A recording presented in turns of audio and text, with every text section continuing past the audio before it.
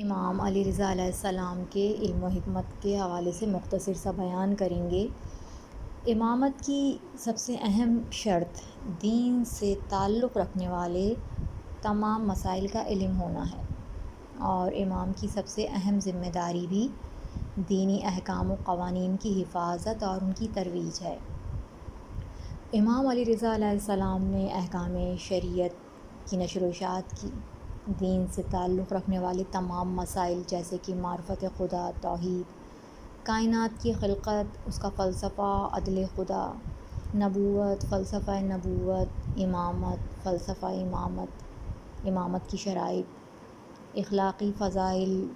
گناہ، ان کی سزائیں اور فقہ کے مختلف ابواب میں امام کی احادیث موجود ہیں۔ اس کے علاوہ بھی بہت سے دوسرے موضوعات کے بارے میں امام کی احادیث نظر آئیں گی۔ تاریخ نے امام کے بہت سے علمی حقائق اور مناظر بیان کیے ہیں جن میں آپ ہمیشہ اپنے مقابل پر غالب آیا کرتے تھے۔ اسی طرح تاریخ میں بہت سے ایسے علوم کا ذکر ہے جن کے بارے میں امام نے فکری رہنمائی کی اور معلومات میں بیش بہا اضافہ کیا ہے۔ ابو سلط سے روایت ہے کہ میں نے امام علی رضا علیہ السلام سے پڑھ کر کوئی عالم نہیں دیکھا، اور جو بھی عالم ان کو دیکھتا وہ میری طرح اس بات کی شہادت دیتا تھا۔ ابو سلط نے یہ بھی کہا کہ امام نے فرمایا، میں روضہ رسول صلی اللہ علیہ وآلہ وسلم میں بیٹھتا تھا۔ مدینے میں علماء کی تعداد زیادہ ہونے کے باوجود جب کوئی مسئلہ ان میں سے کسی کو عاجز کر دیتا تھا، یعنی جب وہ کسی مسئلے کا جواب نہیں دے پاتے تو میری طرف رجوع کرتے اور پھر میں ان سب مسائل کا جواب دیتا تھا۔ راوی کا کہنا ہے کہ مامون نے اپنے دربار میں علماء مذہب، فقہائے شریعت اور صاحبان علم کلام کی ایک بڑی تعداد جمع کر لی تھی، لیکن امام ان میں سے ہر ایک پر غالب آ گئے، یہاں تک کہ ان میں سے کوئی بھی ایسا نہیں تھا کہ جس نے امام کی افضلیت اور اپنی کمتری کا اقرار نہ کر لیا ہو۔ ابن جوزی تذکرۃ الخواص میں لکھتے ہیں کہ امام نے علم و حکمت اور احادیث اپنے والد بزرگوار سے حاصل کی۔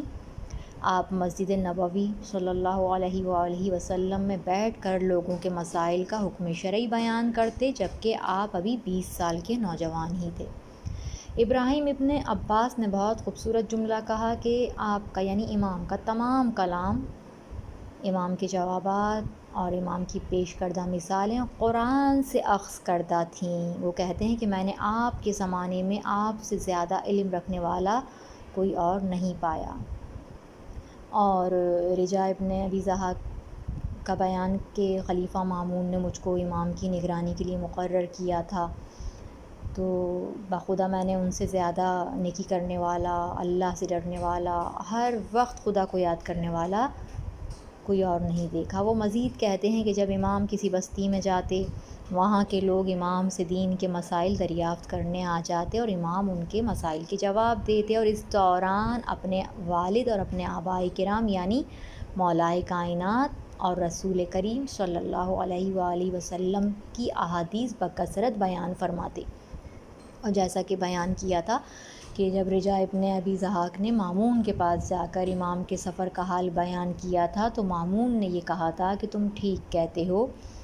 واقعی وہ دنیا بھر کے لوگوں میں سب سے زیادہ عالم اور عبادت گزار ہیں۔ روایت ہے کہ امام موسیٰ ابن جعفر علیہ السلام اپنے بیٹوں سے فرماتے تھے کہ تمہارے بھائی علی ابن موسیٰ رضا علیہ السلام عالم آل محمد ہیں، تم اپنے مسائل ان سے پوچھو اور جو کچھ وہ بتائیں اس کو یاد رکھا کرو، کیونکہ میرے والد بزرگوار امام جعفر ابن محمد علیہ السلام نے کئی بار مجھ سے فرمایا۔ روایت کا خلاصہ اپنے الفاظ میں کہ امام جعفر صادق علیہ السلام اپنے فرزند امام موسیٰ کاظم علیہ السلام سے یہ فرماتے کہ وہ عالم آل محمد آپ ہی سے ہیں، کہ جن کا نام امیر المومنین حضرت علی ابن ابی طالب علیہ السلام کے نام پہ رکھا جائے گا، اے کاش کہ میں انہیں دیکھ لیتا۔ امام علی رضا علیہ السلام نے احکام شریعت کی نشر و اشاعت کی اور ایسے مخلص علماء اور صاحب علم شاگردوں کی تربیت کی بھرپور کوششیں کیں جنہوں نے امام کے بعد دین کے دفاع اور اسلامی تعلیمات کو لوگوں تک پہنچانے میں امام کے مقصد کی پاسبانی کی، اور امام کے مخلص شاگردوں کی کوششوں کا نتیجہ یہ نکلا کہ آپ کے ذریعے بہت سی احادیث منظر عام پر آئیں۔ امام موسیٰ کاظم علیہ السلام کی شہادت کے بعد جب امام علی رضا علیہ السلام کی امامت کا زمانہ شروع ہوا تو ایک اہم مسئلہ پیش آیا، جس کو مختصراً بیان کریں گے۔ سیرت ائمہ اہل بیت میں ہے کہ امام موسیٰ کاظم علیہ السلام نے اصحاب کے ایک گروہ کو شیعوں سے خمس جمع کرنے کا فریضہ سونپ رکھا تھا۔ امام کی حیات طیبہ کے آخری ایام میں جب امام موسیٰ کاظم علیہ السلام قید خانوں میں تھے تو امام کے ان اصحاب کے پاس خمس کی بڑی مقدار جمع ہو گئی تھی، اور جب امام کو قید خانے میں ہی شہید کر دیا گیا اور امام علی رضا علیہ السلام نے امام موسیٰ کاظم علیہ السلام کا وہ مال ان لوگوں سے طلب کیا، ان اصحاب سے طلب کیا، تو وہ لالچ میں آ گئے۔ وہ لوگ لالچ میں آ گئے اور امام موسیٰ کاظم علیہ السلام کے اموال، ان کی امانتوں کے لالچ میں آ کر انہوں نے 7ویں امام کی شہادت سے ہی انکار کر دیا۔ ایک روایت کے مطابق امام کے 2 وکیلوں کے پاس 30,000 دینار تھے، اور امام موسیٰ کاظم علیہ السلام کی اسیری کے زمانے میں ان لوگوں نے اس رقم سے گھر اور غلہ خرید لیا۔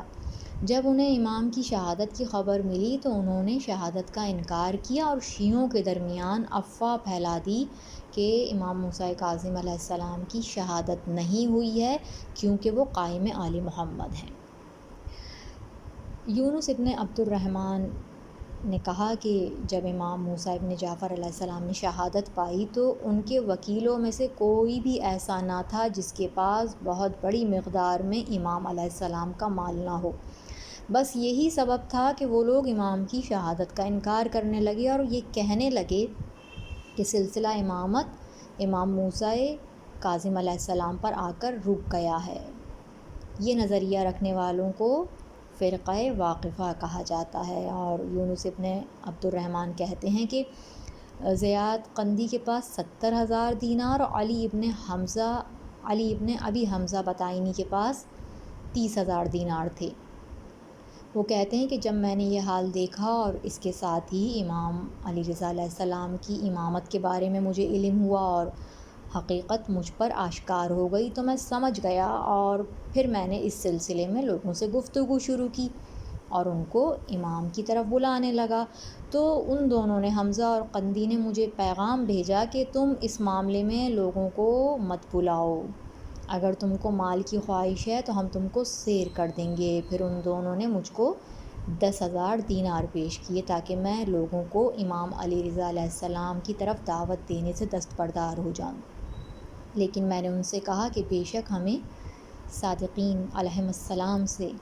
روایت پہنچی ہے کہ انہوں نے فرمایا جب بدعتیں سر اٹھانے لگیں تو عالم کو یہ چاہیے کہ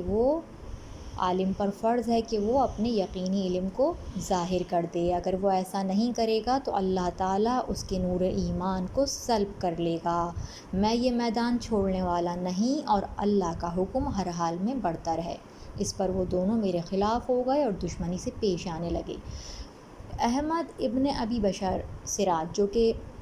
فرقہ واقفہ کے نمایاں افراد میں سے تھا، اس نے خود یہ اعتراف کیا ہے کہ وہ چیز جس نے مجھ کو امام علی رضا علیہ السلام کی طرف رجوع کرنے سے روکا وہ امام موسیٰ کاظم علیہ السلام کا مال تھا جو میرے پاس تھا۔ امام علی رضا علیہ السلام نے ان لوگوں سے بارہا مناظرہ کیا، جیسا کہ بیان ہو رہا ہے کہ یہ لوگ امام کی امامت کا انکار کر رہے تھے اور فرقہ واقفہ کا نظریہ شیعوں میں بہت پھیل گیا تھا۔ بہرحال امام نے مناظرہ کیا اور ان میں سے لوگوں کی بڑی تعداد اس غلط نظریے سے پلٹ گئی، البتہ ایک گروہ جیسے کہ بطائنی، قندی اور ابن سراج وغیرہ اسی پر قائم رہے۔ امام نے ان لوگوں پر لعنت کی۔ امام سے کنارہ کش رہنے والے لوگ وہی تھے جو دنیا کے فریب اور لالچ میں آ گئے تھے، کیونکہ وہ مال اور دولت جو ان کے قبضے میں تھا وہ امام کی امانت جسے ہڑپ کرنے کی خاطر ان لوگوں نے امام موسیٰ کاظم علیہ السلام کی شہادت سے انکار کر دیا تھا۔ ان لوگوں میں امام موسیٰ کاظم علیہ السلام کے وکیل بھی تھے اور وہ لوگ بھی تھے جو حکومت کی ایما پر یا بعض دوسری وجوہات کی بنا پر ائمہ کے اصحاب میں شامل ہو گئے تھے۔ بہرحال امام موسیٰ کاظم علیہ السلام کی مہدویت یا قائمیت کا عقیدہ شیعوں کے درمیان انحراف کا سبب بنا اور کچھ لوگ در حقیقت سرگرداں اور پریشان ہو کر رہ گئے۔ امام نے حکام وقت اور دوسرے مذاہب کے علماء کے ساتھ مناظرے مباحثے بھی انجام دیے جو تاریخ اور حدیث کی کتابوں میں موجود ہیں۔ مامون مختلف مذاہب کے علماء فقہا کو اپنے دربار میں بلاتا، وہ لوگ امام سے مناظرہ کرتے اور امام ہمیشہ سب پر غالب آتے۔ مامون نے متعدد علمی محافل منعقد کروائیں اور ان مناظروں کا موضوع زیادہ تر اعتقادی اور فقہی مسائل ہوا کرتے تھے۔ مسلم اور غیر مسلم علماء کو شرکت کی دعوت دی جاتی تھی۔ ان مناظروں کے پیچھے مامون کے کچھ مقاصد تھے۔ ان علمی محفلوں کے انعقاد سے مامون ایک تو اپنی علم دوستی کا مظاہرہ کرنا چاہتا تھا، اور ایک مقصد اور یہ بھی تھا کہ وہ یہ چاہتا تھا کہ امام کو مباحثے کے میدان میں لائے اور اس کی خام خیالی کہ کوئی امام پر غالب آ جائے، نعوذ باللہ امام کسی مباحثے میں فتح یاب نہ ہو سکیں اس کی خام خیالی کے مطابق۔ تو اس طرح لوگ ائمہ کے متعلق جو یہ عقیدہ رکھتے ہیں کہ ائمہ خاص علم کے مالک ہیں، ایسا علم جو بغیر کسی کے سکھائے خدا کی طرف سے عطا ہوتا ہے، تو اس خیال کو ختم کر دے۔ اس کے اپنی خام خیالی میں یہ تھا کہ جب امام کسی عالم کے سامنے نعوذ باللہ فتح یاب نہیں ہو سکیں گے تو اس طرح لوگوں کے ذہن سے ائمہ کے متعلق یہ خیال ختم ہو جائے گا۔ لیکن چونکہ امام کو خدا نے علم عطا کیا ہے اور خدا نے ہی ان کو ہر مناظرے میں ہر مقابلے میں فتح یاب کیا۔ اس بارے میں شیخ صدوق کہتے ہیں کہ مامون ہر فرقے کے چوٹی کے علماء کو امام کے مقابل لاتا تاکہ ان کے ذریعے سے امام کے حجت ہونے کو غیر معتبر کر دے۔ اس کی وجہ امام کے علمی اور سماجی مقام سے مامون کا حسد کرنا تھی، لیکن امام کے مقابلے میں آنے والا ہر فرد امام کے علم و فضل کا اقرار کرتا اور جو دلائل امام پیش کرتے اس کے آگے سر جھکاتا۔ ابا سلط کہتے ہیں کہ جب بھی امام کسی عالم کے روبرو ہوتے ہمیشہ اس پہ برتری حاصل کرتے اور لوگ یہ کہتے کہ آپ مقام خلافت کے لیے مامون سے زیادہ لائق ہیں۔ مامون نے ہر اس آدمی کے ساتھ امام کے مناظرے کرائے جس کے بارے میں مامون کو ذرا بھی امید ہوتی تھی کہ وہ امام کے مقابلے میں فتح حاصل کر لے گا۔ امام نے مختلف ادیان و مذاہب کے لوگوں کو شکست دی۔ یہ مناظرے جتنے زیادہ ہوتے اتنی ہی امام کی علمی حیثیت ظاہر ہوتی، اور مامون کو یہ محسوس ہونے لگا کہ یہ اس کے لیے خطرناک ہے، تو اس نے امام کو محدود کر دیا۔ امام کے لیے مامون نے حکم دیا کہ لوگوں کو امام کی بزم سے دور کر دیا جائے۔ امام نے مامون کے لیے نفرین کی اور خدا سے عرض کی کہ اس سے میرا انتقام لے جس نے مجھ پر ظلم کیا، میری بے احترامی کی اور میرے شیعوں کو میرے در سے دور کیا۔ عباسیوں نے علویوں اور شیعوں پر جو پابندیاں عائد کی ہوئی تھیں وہ شیعوں کی اکثر اپنے ائمہ سے دوری کا سبب بنتی تھیں اور ائمہ سے اعتقادات کی تعلیمات حاصل کرنے میں مشکلات پیدا کرتی تھیں۔ لہٰذا ابن نصر سے منقول ہے کہ میں نے امام سے عرض کی کہ آپ کے شیعوں کا ایک گروہ عقیدہ جبر کا قائل ہو گیا ہے اور ایک گروہ اختیار کا قائل ہے۔ ایک اور روایت میں ہے کہ ایک شیعہ نے امام سے عرض کیا کہ اے فرزند رسول، ہمیں اپنے پروردگار کی صفات سے آگاہ فرمائیں کیونکہ ہمارے شیعوں کے درمیان اس بارے میں اختلاف پیدا ہو گیا ہے۔ ان ظالم خلفاء نے ائمہ معصومین علیہم السلام پر جو پابندیاں عائد کیں جو لوگوں کے درمیان دینی انحرافات اختلافات کا سبب بنتی تھیں، اور یہ حکمران خود چاہتے تھے کہ لوگ مسائل میں الجھے رہیں تاکہ حکومت کے معاملات پر توجہ نہ دیں، مگر ہمارے ائمہ کرام تمام تر پابندیوں سختیوں کے باوجود دین کی مشکلات کو حل فرماتے، انحرافات کو دور فرماتے رہے۔